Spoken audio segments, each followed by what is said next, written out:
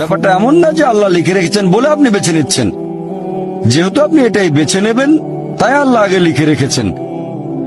এখানে পছন্দ আপনার, তবে আল্লাহ আপনার পছন্দ জানেন। যেমন ধরেন একটা রাস্তার মোড়ে আসলেন, সামনে 5টা রাস্তা, রোড নাম্বার 1, 2, 3, 4, 5। এখানে পছন্দ আপনার, বেছে নিতে পারেন রোড নাম্বার 1, 2, 3, 4, 5। আপনি গেলেন রোড 2-এ।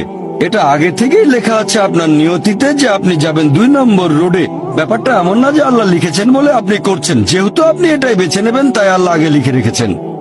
তাহলে পছন্দ আপনার। আপনি চাইলে টাকা উপার্জন করতে পারেন ভালো কাজের মাধ্যমে, হালাল উপায়ে, অথবা পারেন চুরি করে হারাম উপায়ে। পছন্দ আপনার। ধরেন চুরি করলেন, এটা আপনার সিদ্ধান্ত। তবে আল্লাহ আগে থেকে জানেন যে এই লোকটা সহজে টাকা পেতে চায়, তাই চুরি করবে।